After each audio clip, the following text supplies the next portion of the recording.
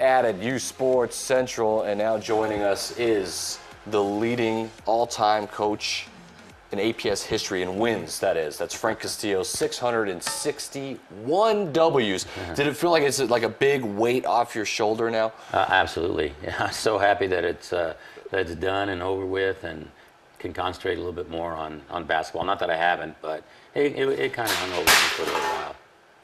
Something fell just through. It's okay. The Don't worry electricity about is just Don't worry crazy about it. right now. It's all good. We're good. But I got a Everybody's great question. I think. Okay, wait. So when you're in the midst of trying to get to the streak, does it bring back tons of memories of how you got there? Did you have time to reflect and think about what led you to that point? Yeah, I did. I thought mainly, I guess, after we did it. Yeah. Once we got to that point to where we tied Coach Halsman, the very first phone call I got the next day was from Coach Halsman. Very first thing. And he was so complimentary and said some really nice things. And of course, I said a lot of nice things back to him. It was great to hear from him. So I think, thinking about the Albuquerque High games that we played in the state championships and all the different things that go along with it, all the different players and all the different games, I think, and all brought back a lot of memories.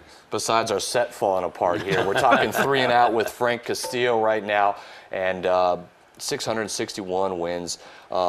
One thing I noticed is, for example, A.J. Bramlett was there to appreciate what you did. And just guys like that coming back, even though, what they've accomplished, he's obviously went to the NBA, won a national title, but for him to be there, what does that mean for you? That was awesome. And there were several players that were there. My 2 sons were there, A.J., Nelson Smith, Dylan Fritsch. I'm sure there was other players that were there. It meant a lot. It meant a lot to see him there. And them come up and shake my hand, and my current players shaking my hand. I thought that took me back a little more than what I thought it would. Right when the game was over with, all of a sudden my kids started coming up and congratulating me, and I never said anything about it, about the wins or about 661 to the kids ever. I just didn't want that to be, them to think about that.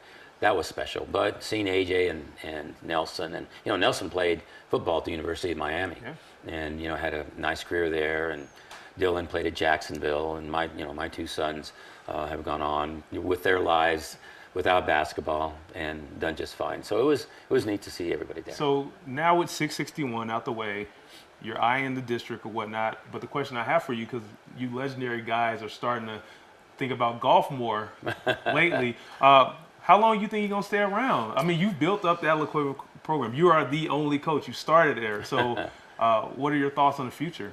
No, I take it a year at a time, honestly. I was talking to Steve about this, Steve Davis, today, and I just said, the best advice I ever got from a coach was, it's a grind. Basketball is a grind, and any sport is, football, whatever. And all I want to do is just take a little bit of time to think about 8 weeks maybe after the season, and then decide if I'm going to come back or not. And I do that every year. Every year I do that. Well, of course, 660 was probably one you won't forget for a long time, because not only was it 660 tying Jim Holzman, but it was against El Dorado Eagles. It was a buzzer beater. The crowd was great. There was a storm rushing. I mean, that must have been the real weight off your shoulders to finally get at 660, and the way it happened against who it happened, right? Yes, absolutely it was. It's a great rivalry with El Dorado. Roy Sanchez is a great coach too. He's done a terrific job at El Dorado over the years that he's been there. He's been there quite a long time now. But the way it happened, the last second shot, looking like we were out of it, like we didn't have a chance to win, and then all of a sudden, we had the chance to win. It was terrific, and the kids rushing out on the court, and Devin Horn was the one that hit the shot. I think it was at the bottom of the pile. Nobody got hurt, thank goodness. So it was pretty neat. So tell me this, coaching guys that you can tell probably freshman year that they have a good chance of making next level. What was the difference between coaching an A.J. Bramlett opposed to a Bryce Alford? Could you tell me, because it has to be a different coaching style. Well, the first thing is size. Yeah. One was a lot bigger than the other. You just have to adjust your game. A guy like Bryce, just quite a scorer, can just create for himself, actually. We just had plays where we just cleared it out and let him go. AJ, we got him down on the block and posted him up and, lobbed the ball to him, and he could go catch it and, put it in. So it was more inside probably oriented with AJ than it was with Bryce, because Bryce was such a good outside shooter. One more.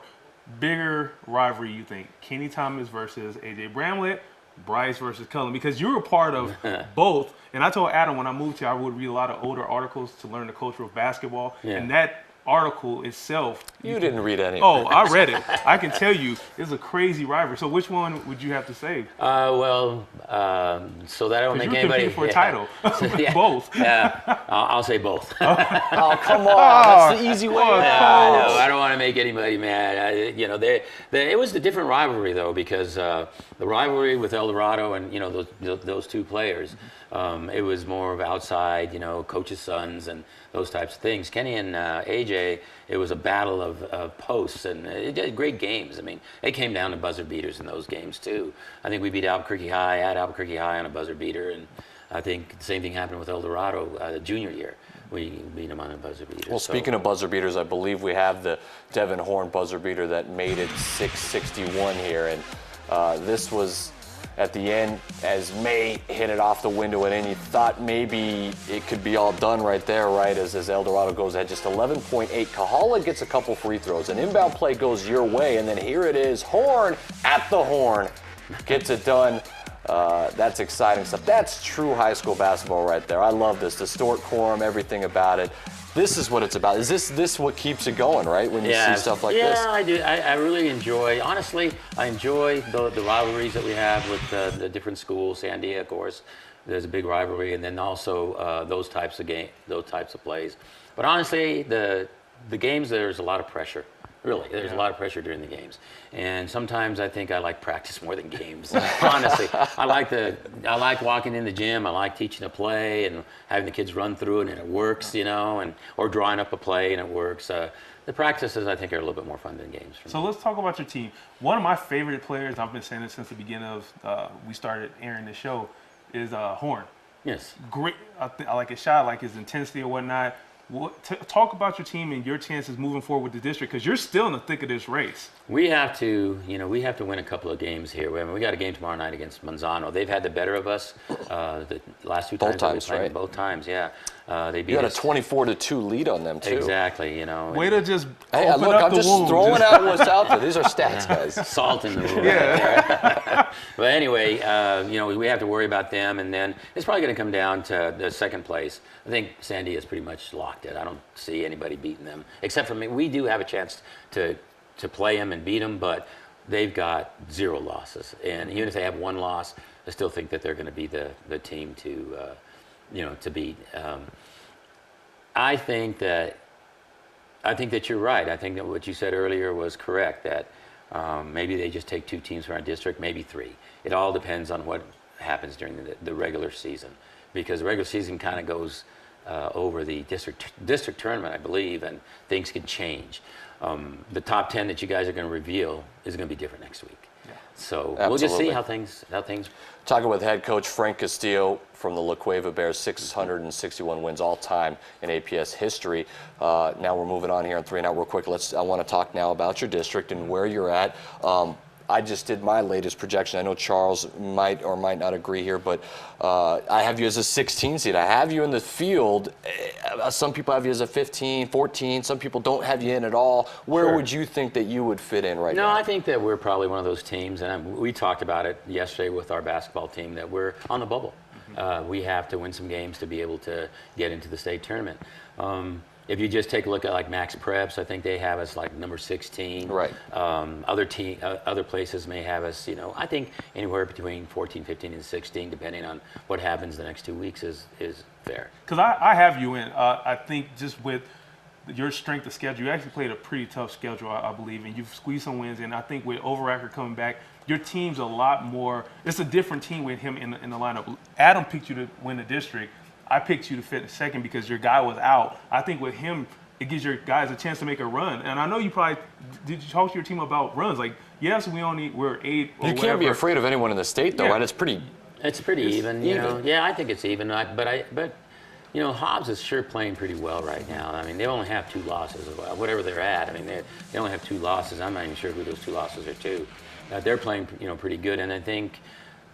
Rio Rancho, Cleveland, top 5 teams. I'm sure I'm forgetting somebody in there, which is somebody will get mad. But I do think that it's going to be a great state tournament. I think anybody has a chance to win it. hopefully we have the opportunity. We appreciate it, Frank Thanks. Castillo. Thank He you. is the Coach. winningest Congrats coach again. in Thank you. APS history. Frank Castillo, come on back here on uSports Central.